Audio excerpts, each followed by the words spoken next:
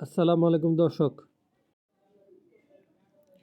যথাযথভাবে দায়িত্ব পালন করতে না পারায় জুলাই আগস্টের গণ-অভ্যুত্থানে আহত ব্যক্তিদের কাছে ক্ষমা চেয়েছেন আইন উপদেষ্টা অধ্যাপক ডক্টর আসিফ নজরুল। বুধবার 13 নভেম্বর দিবাগত রাত 3টার দিকে রাজধানীর আগারগাঁওয়ে জাতীয় অর্থোপেডিক হাসপাতাল ও পুনর্বাসন প্রতিষ্ঠানের নিটোর সামনে আন্দোলনরতদের সঙ্গে দেখা করে তিনি ক্ষমা চান।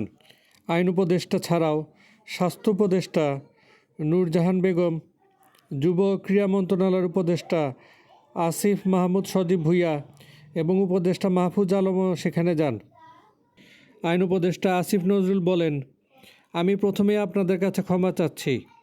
আমাদের ব্যর্থতা আছে, ভুল আছে। আপনাদের প্রতি আমাদের অনেক বেশি দায়িত্বশীল হওয়া উচিত ছিল, কিন্তু আমরা কাজটি করতে পারিনি। আমরা একটা কমপ্লিট রূপরেখা দিব, একটা লিখিত দিব। তাদের আশ্বাসের পর হাসপাতালে ফিরে যান আন্দোলনকারীরা। সাথে থাকার জন্য ধন্যবাদ দর্শক। আসসালামু আলাইকুম।